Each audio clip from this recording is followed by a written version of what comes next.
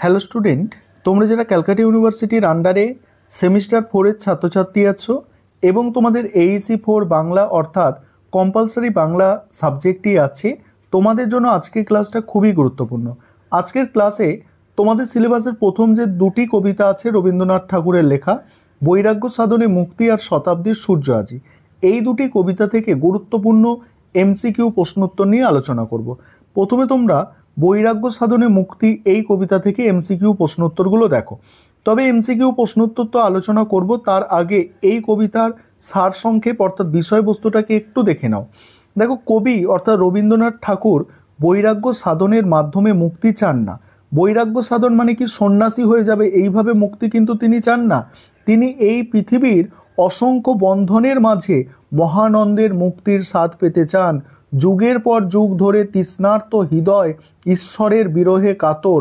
কবি চান তার বর্ণময় সংসার প্রদীপের মতো ঈশ্বরের মন্দিরে তাকে তুলে ধরুক। তিনি ইন্দ্রিয় দমন করে মুক্তি চান না, বরং দৃশ্য, গন্ধ ও গানের মাধ্যমে ঈশ্বরের আনন্দ অনুভব করতে চান। কবির মোহ মুক্তিরূপে এবং প্রেম ভক্তিরূপে বিকশিত হবে। এবারে গুরুত্বপূর্ণ এখান থেকে এমসিকিউ প্রশ্ন উত্তরগুলো তোমরা দেখে নাও। দেখো, বৈরাগ্য সাধনে মুক্তি সে আমার নয়, এই পঙ্ক্তিটিতে বৈরাগ্য শব্দের অর্থ হচ্ছে সংসার ত্যাগ। তারপরে দেখো, কবি কোনটির মাধ্যমে মুক্তির স্বাদ পেতে চান? অসংখ্য বন্ধনের মাঝে, অসংখ্য বন্ধনের মাঝে। তারপর দেখো, এই বসুধরা মৃত্তিকার পাত্রখানি, এখানে পাত্রখানি কিসের প্রতীক? এখানে পাত্রখানি হচ্ছে পৃথিবীর প্রতীক। কবি বারবার কি দিয়ে মাটির পাত্র ভরতে চান? অমৃত রস দিয়ে। তারপরে কবির বিরহে তৃষিত হৃদয় যুগে যুগে পিপাসায় বেঁচে আছে। কার বিরহে তৃষিত হৃদয় যুগে যুগে বেঁচে আছে? ঈশ্বরের বিরহে। পরের প্রশ্ন, অনন্ত পিপাসায় বাঁচিয়া রয়েছে, এই পঙ্ক্তিটিতে অনন্ত শব্দের অর্থ কি? অনন্ত শব্দের অর্থ হচ্ছে অসীম। নানা বর্ণ গন্ধময় প্রদীপ কিসের মতো জ্বলে? নানা বর্ণ গন্ধময় প্রদীপ জ্বলন্ত সংসারের মতো জ্বলে। কবি তার সংসারকে কিসের লক্ষ্যবর্তিকা বলেছেন? আলোর লক্ষ্যবর্তিকা বলেছেন। কবি তার সংসারকে কোথায় তুলে ধরতে চান? কবি তার সংসারকে ঈশ্বরের মন্দিরে তুলে ধরতে চান। তারপরের প্রশ্ন, ইন্দ্রিয়র দ্বারা রুদ্ধ, ইন্দ্রিয়ের দ্বার রুদ্ধ কবি যোগাসনে সে তো আমার মোহে, এই পঙ্ক্তিটিতে কবি কিসের প্রতি অনীহা প্রকাশ করেছেন? কবি এখানে কঠোর সংযোগ সাধনার প্রতি অনীহা প্রকাশ করেছেন। কবি কোথায় আনন্দ খুঁজে পান? কবি দৃশ্য, গন্ধ ও গানে আনন্দ খুঁজে পান।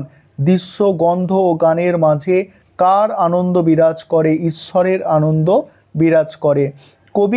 কবির মোহ কিসে পরিণত হবে? কবির মোহ কিসে পরিণত হবে? মুক্তিতে পরিণত হবে। কবির প্রেম কিসের ফল দেবে? কিসে ফল দেবে? দেখো, ভক্তিতে ফল দেবে। কবিতাটির মূল সুর কি? মোস্ট ইম্পর্টেন্ট প্রশ্ন। প্রেম আর ভক্তি হচ্ছে কবিতাটির মূল সুর। কবিতাটিতে কবি কিসের প্রতি আগ্রহ প্রকাশ করেছেন? কবি কিসের প্রতি আগ্রহ প্রকাশ করেছেন? জীবনের স্বাভাবিক আনন্দের প্রতি আগ্রহ প্রকাশ করেছেন। তোমার অমৃত রস তরে, এখানে অমৃত রস কিসের প্রতীক? এখানে আনন্দ ও মাধুর্যের প্রতীক। তারপরে কবি কেন বারবার মাটির পাত্র ভরতে চান? এখানে উত্তর হচ্ছে ঈশ্বরের প্রতি ভালোবাসা প্রকাশ করতে। বলছে তোমার মন্দির মাঝে, এই পঙ্ক্তিটি কবিতার কোন ভাব প্রকাশ করেছেন? এই পঙ্ক্তিটিতে আশ্রয় ভাব প্রকাশ করেছেন। কবিতাটিতে বন্ধন শব্দটি কতবার ব্যবহার করা হয়েছে? বন্ধন শব্দটি দুবার ব্যবহার করা হয়েছে। মুক্তি শব্দটি কবিতায় কতবার ব্যবহার করা হয়েছে? মুক্তি শব্দটাও দুবার। কবিতাটি কোন ঋতুর কথা বলা হয়েছে? কবিতাটিতে কোনো নির্দিষ্ট ঋতুর কথা বলা নেই। এই কবিতা কোন কাব্যগ্রন্থের অন্তর্গত? এই কবিতাটি কোন কাব্যগ্রন্থের অন্তর্গত? এই কবিতাটি নৈবেদ্য কাব্যগ্রন্থের অন্তর্গত। কবিতাটির কবি মূলত কার কাছে নিজেকে সমর্পণ করতে চেয়েছেন? ঈশ্বরের কাছে। তারপরে কবিতাটির শেষ চরণে কবি কি কি আশা প্রকাশ করেছে?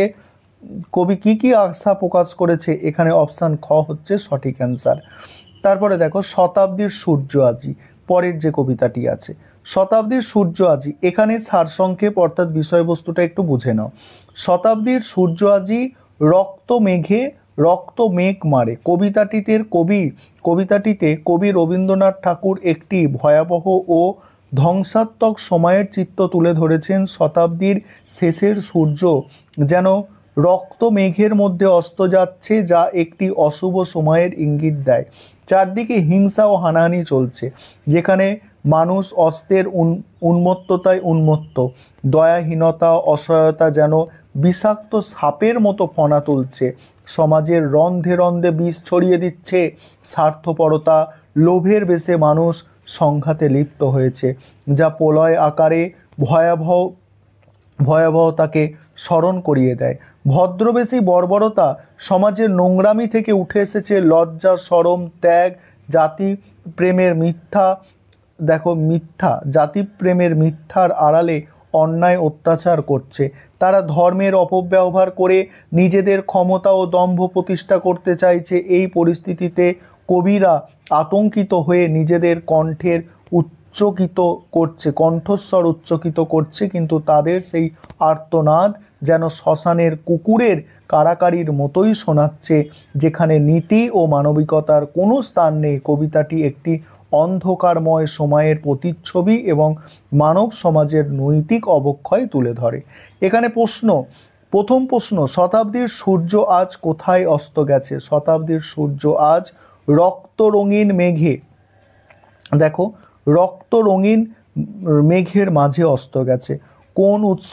কোন উৎসবে মরণের উন্মাদনা রাগিনী বাজে, হিংসার উৎসবে অস্তে অস্তে বেজে ওঠা মরণের রাগিনী কেমন?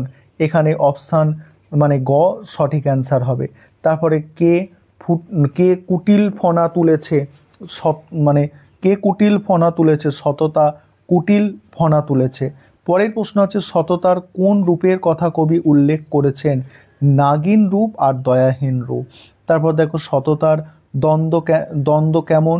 সততার দ্বন্দ্ব হচ্ছে বিষপূর্ণ এবং গুপ্ত। তারপরে দেখো এই সমাজে সংঘাত বাঁধার কারণ হচ্ছে স্বার্থপরতা। সকলের মধ্যে লোভ জাগরিত হওয়ার ফল কি? সংগ্রাম ঘটে চলা। প্রলয় মন্থন ক্ষোভে কিসের ধ্বনি উঠছে? প্রলয় মন্থন ক্ষোভে বর্বরতা জেগে উঠছে। বর্বরতা কোন বেশ ধারণ করেছে? ভদ্র বেশ ধারণ করেছে। বর্বরতা কোথা থেকে জেগে উঠছে? পঙ্কশয্যা থেকে জেগে উঠছে। তারপরে কি আছে দেখো, বলের বন্যায় কাকে ভাসানোর কথা বলা হয়েছে? সংগ্রামকে। কিসের নামে ধর্মকে ভাসানোর কথা বলা হয়েছে? জাতি প্রেমের নামে। কারা ভীতি জাগ্রত করে চিৎকার করে? কবি এখানে অপশান গ। কাদের গীতকে কবি কাড়াকাড়ির গীত বলেছেন? কাদের গীতকে কাড়াকাড়ির গীত বলেছেন? শ্মশান কুকুর। তারপরে দেখো ত্যাগী শব্দের গদ্যরূপ হচ্ছে ত্যাগ করা। শতাব্দীর সূর্য আজি কবিতাটির শেষ পংক্তিটি কি? শ্মশান কুকুরের কাড়াকাড়ির গীত। রক্ত মেঘ মারে বলতে কি বোঝানো হয়েছে? রক্তবর্ণ মেঘের মধ্যে দিয়ে। তারপরের প্রশ্ন আছে হিংসার উৎসব আজি বাজে। এখানে উৎসব শব্দটির অর্থ ব্যাপক ও তীব্রতা বোঝাতে ব্যবহার করা হয়েছে। কবিতায় কোন অস্ত্রের কথা বলা হয়েছে? শারীরিক ও মানসিক উভয় প্রকার অস্ত্র। দয়াহীনা সততা নাগিনী। এখানে সততাকে নাগিনীর সাথে তুলনা করার কারণ কি? অ্যান্সার হচ্ছে সততার অভাবকে তীব্র ও কুটিল বলে বোঝাতে। সচক্ষে নিমিষে এই বাক্যাংশটি কিসের তাৎপর্য বহন করে? এই বাক্যাংশটি হচ্ছে দেখো খুব দ্রুত, গুপ্ত, বিষদন্ত কার কাছে বলে উল্লেখ করা হয়েছে? এখানে সততা নাগিনীর কাছে উল্লেখ করা হয়েছে। কবিতায় সংঘাত বাঁধার মূল কারণ কোনটি? স্বার্থ ও লোভ উভয়ই। বলছে প্রলয় মন্থন ক্ষোভে, এই শব্দটি কিসের তীব্রতা বুঝিয়েছে? প্রলয় ও মন্থনের ফলে সৃষ্ট ক্ষোভের তীব্রতা বুঝিয়েছে। তারপরে কবিতায় বর্বরতাকে কিসের সঙ্গে তুলনা করা হয়েছে? ভদ্রবেশী মানুষের সাথে তুলনা করা হয়েছে। লজ্জা সরম ত্যাগী, কারা লজ্জা সরম ত্যাগ করেছে? ভদ্রবেশী বর্বররা লজ্জা সরম ত্যাগ করেছে। তারপর দেখো জাতিপ্রেমের নাম ধরি, কারা জাতিপ্রেমের নাম ব্যবহার করেছে? অন্যায়কারীরা।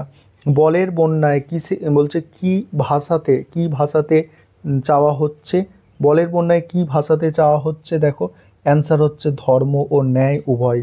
শ্মশান কুকুরদের কারাকারির গীত বলতে কবি কি বুঝিয়েছেন? অ্যান্সার হচ্ছে দেখো নীতিহীন ও কুলসিত সমাজের চিত্র।